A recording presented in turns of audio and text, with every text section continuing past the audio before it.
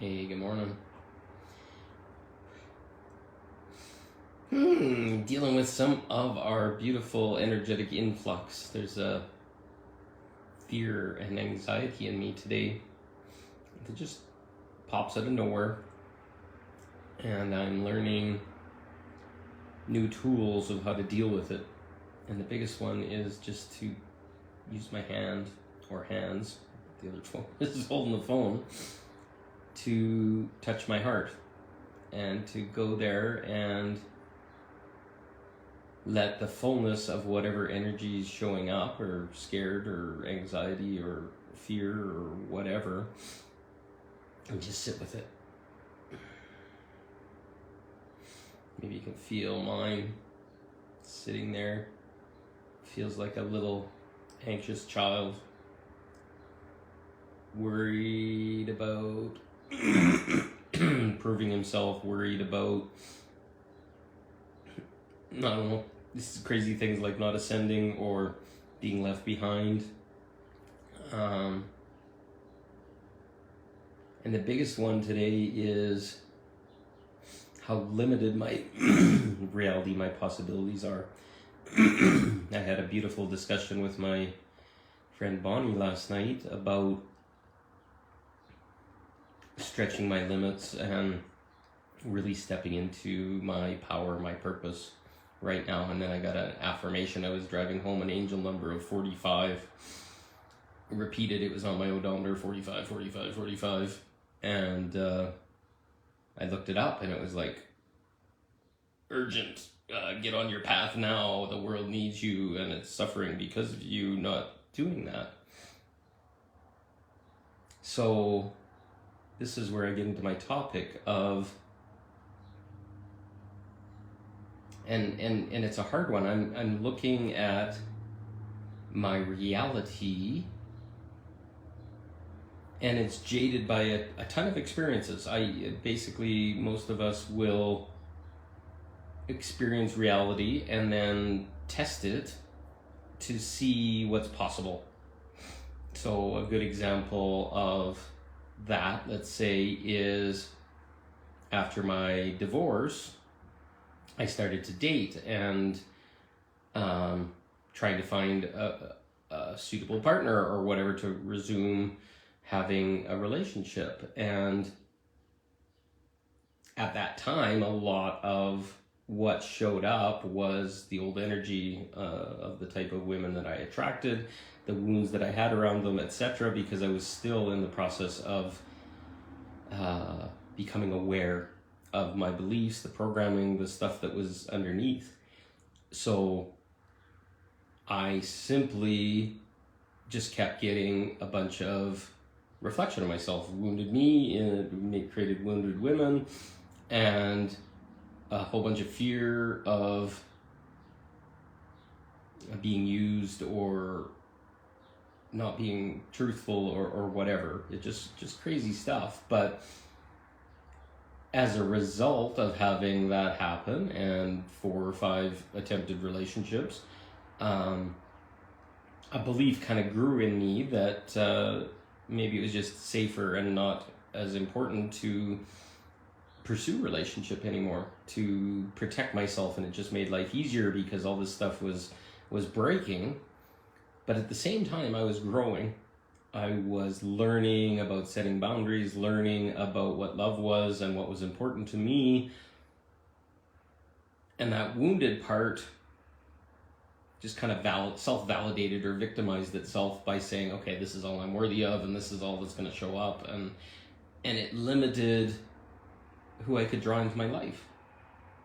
And I'm saying this to get you to maybe begin to be consciously aware where this is happening to you too. If you see a pattern and things are always the type of people that are showing up, or how you get attacked or whatever is always very similar, it's leading us to learn. It's leading us to find where we're limiting ourselves. And a lot of times it hurts a lot.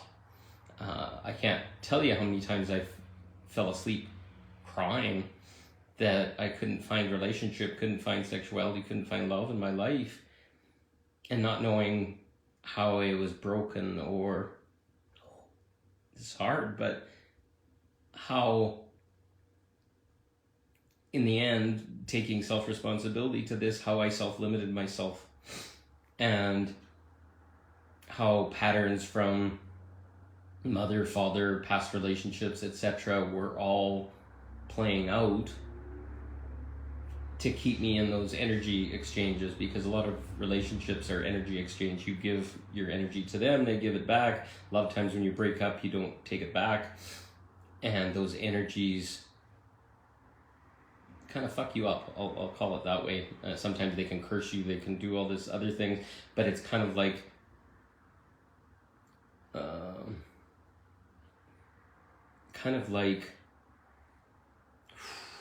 disrespecting you because you're standing up for yourself, because they're hurting and wanting to blame, and that victim consciousness basically kind of mangles up everything.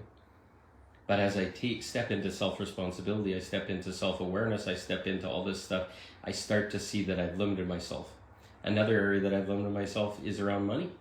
At one point in my life, it looked like the only way that money could come in, it wasn't coming in through my business and other things, it was through credit cards and lines of credit and other things. And I somehow got programmed with the belief that that was the only way that money came in.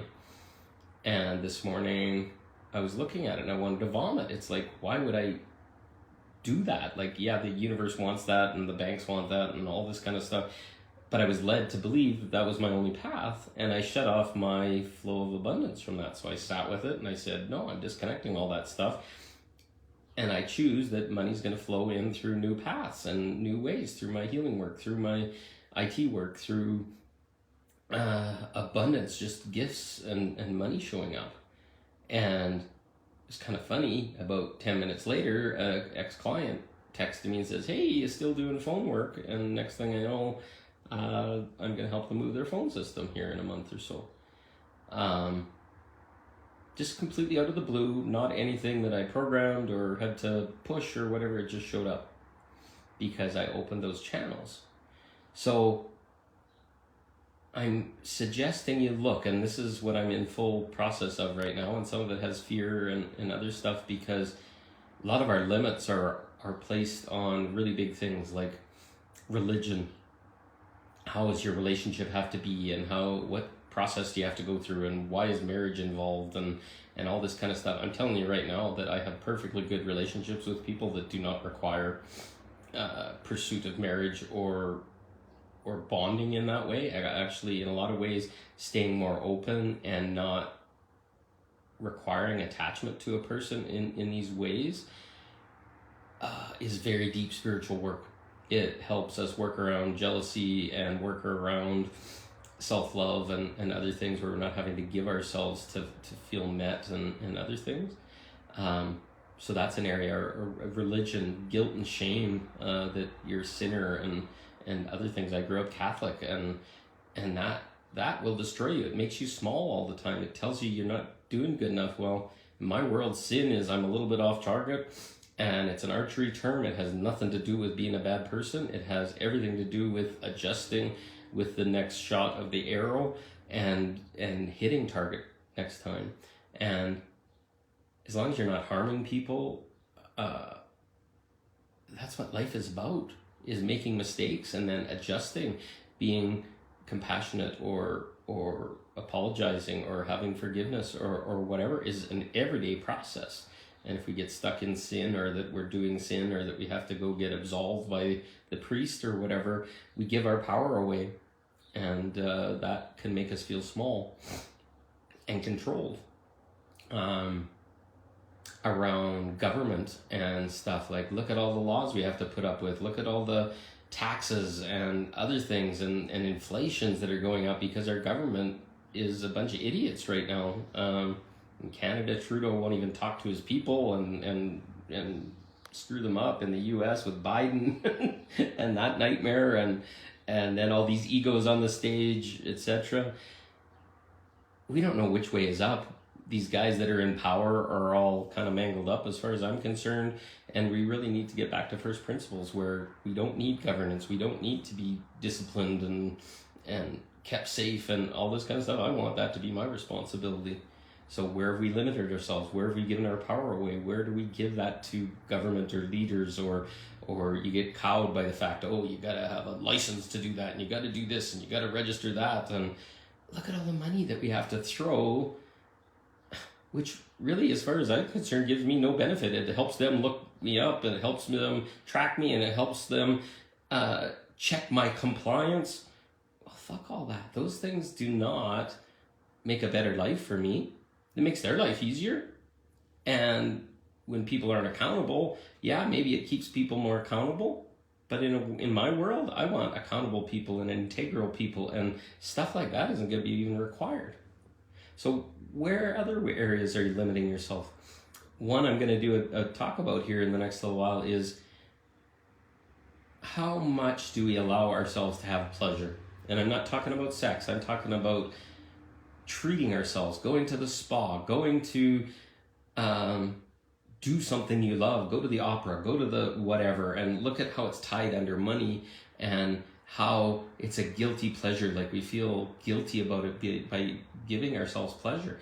Where do we even learn how to like touch our body? Like, I'm just talking like soft caresses that kind of make your back feel tingly and all this kind of stuff. Oh, we go to a massage therapist, we go to whatever, but we have sentenced ourselves to living in struggle a lot of times. And one of the simplest ways out of that is to get present for a minute and start to feel good. And that can be simply by touching your arm, feeling the hairs on the back of your arm, just gentle caress, feel that tingly where it's just like, oh yeah, I can feel that, oh, and then feel that, and it just goes and shines into your heart and into your body. Massage your feet, go sit in the tub. How often do you give that to yourself every day? Look at a child in a playground, and they're on the swings and the teeter-totter, and they're feeling the wind on their face, and they're feeling the ups and downs and the bumps, and they're giggling. When's the last time you got to giggle over something that you felt on your body? The wind, the sun on your face, the splash of the water, the fun, the texture of your clothing against your skin, the perfume or smell of the food. I had a beautiful meal last night for my birthday, and it was a spaghetti pomodoro. And just looking at it, it was this like beautiful mound and this beautiful white plate, and it had all these textures of the tomato and the spices, and the spaghetti was just perfectly cooked al dente, and it wasn't like having to get soaked into the pasta, and then the pasta sauce is all dry, and it was so creamy, and it was just like, roll it gently onto your spoon and onto your fork, and then put it in your mouth and just feel that texture, that swell. There was a basil in it, there was a little bit of salt, a little bit of pepper, some garlic, and just felt it, and it was just this like pleasure in my mouth, in my throat. And it was oh, thank you, Nick, happy birthday, thank you.